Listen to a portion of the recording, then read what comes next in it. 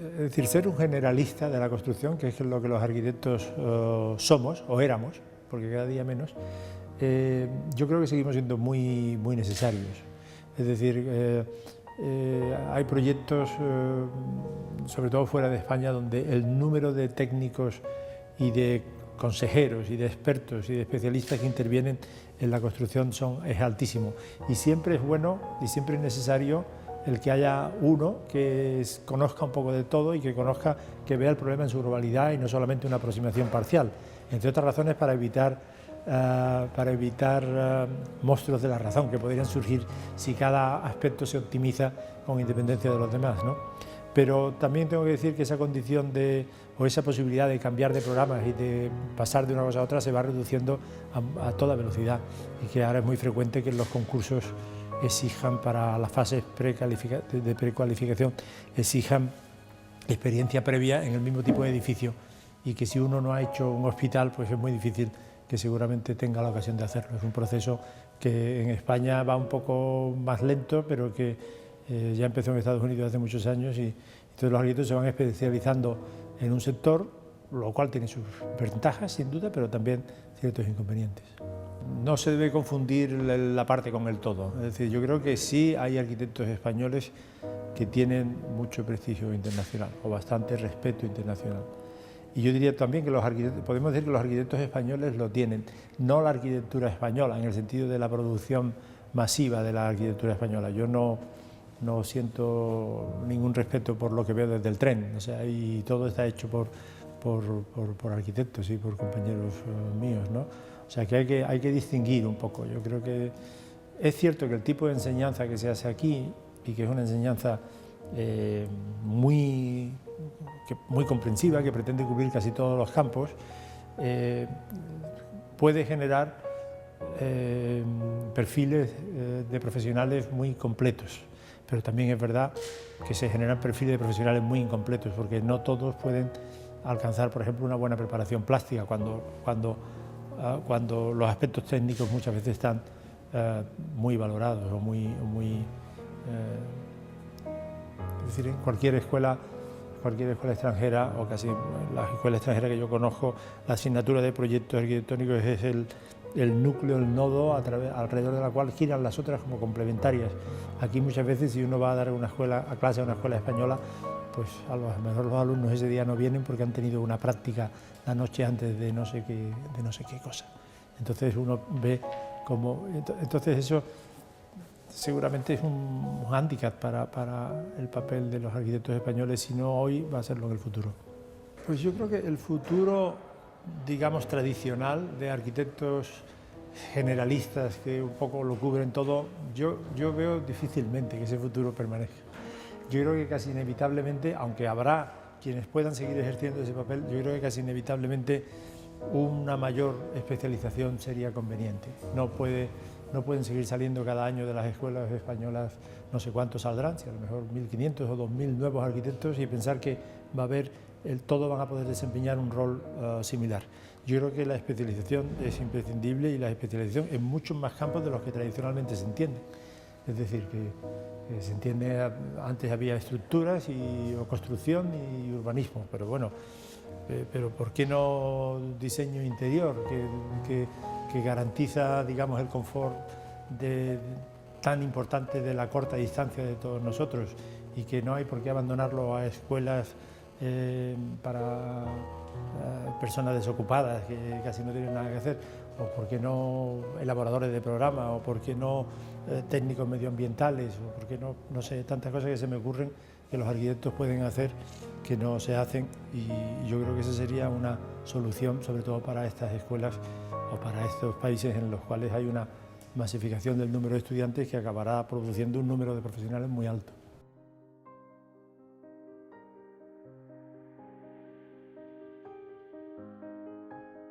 Ha habido todo tipo de complicaciones, pero son de esperar, digamos, en un proyecto de este tipo. Es decir, cuando alguien hace la reforma o el proyecto o la renovación del Museo Nacional, que es materia de todos, pues se puede esperar que todo el mundo opine, que todo el mundo diga lo que tenga que decir, y más en una sociedad como la holandesa, donde prácticamente todo el mundo se considera con el mismo derecho para emitir su opinión y para expresarse, ¿no? Entonces son proyectos donde la controversia está servida y donde el arquitecto tiene que saber que eso va a ocurrir, que no es ninguna sorpresa. Y nosotros hemos vivido esos 10, 12 años que llevamos, 12 años ya llevamos envueltos en este proceso. Algún sinsabor hemos tenido, pero también muchas satisfacciones, y al final, pues desde luego, un cierto agradecimiento de que en las obras de reforma del Museo Nacional se deposite la confianza en un arquitecto que ni siquiera es holandés. O sea que en ese aspecto me parece, solamente tengo que decir que estamos muy satisfechos y muy agradecidos al hecho de haber tenido esta oportunidad, a pesar de algún sinsabor, como que sí que decía que habremos tenido, ¿no?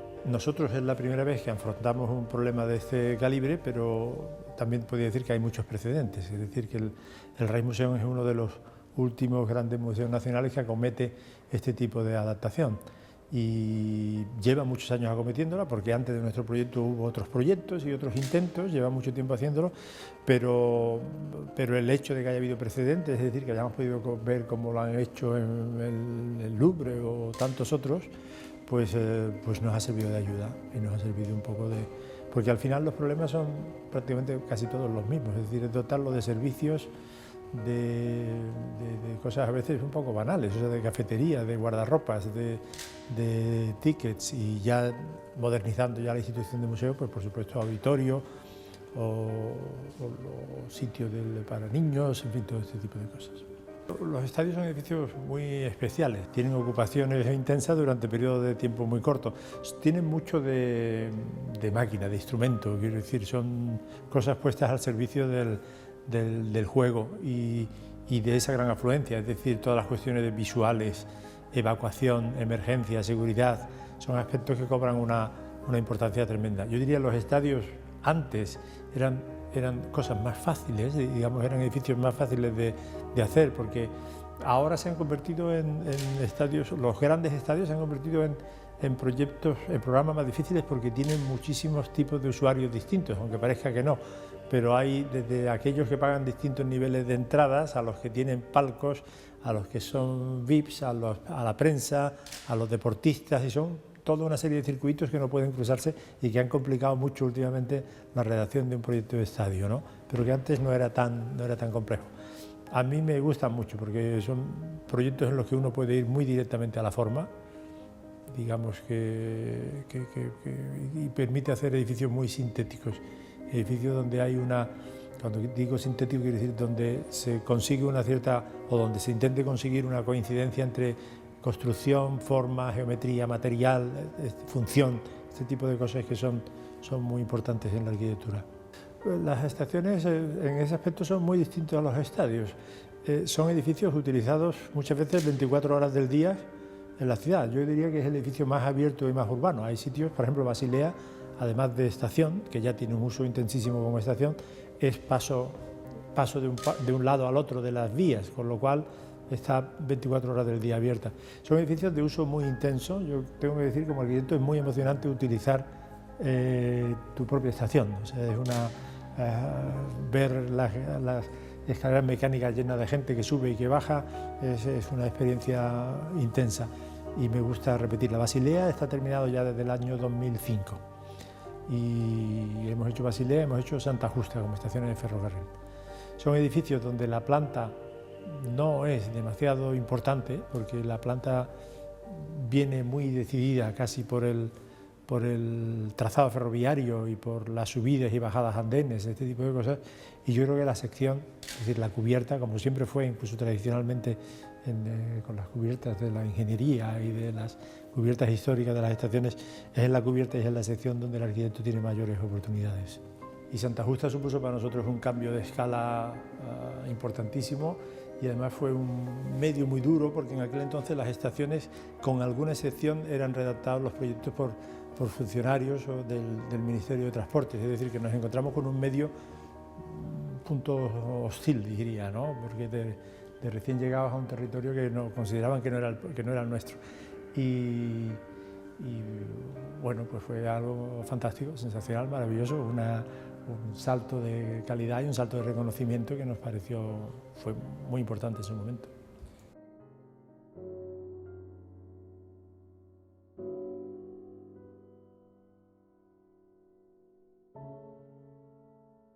Pues es muy agradable. Vengo de vez en cuando, vengo de vez en cuando. A lo mejor siempre hay algún amigo que me invita a alguna crítica o alguna cosa. De vez en cuando vengo y me resulta muy agradable y además el edificio está estupendo, que es que da gusto verlo después de tantos años.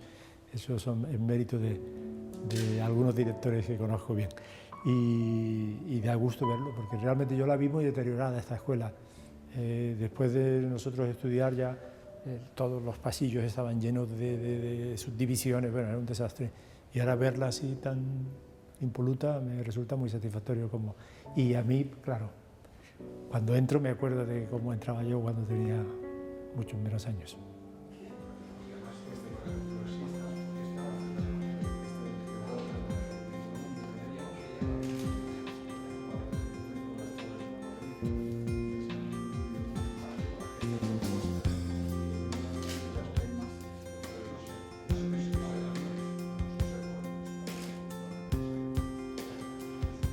La casa de María Coronel con un patio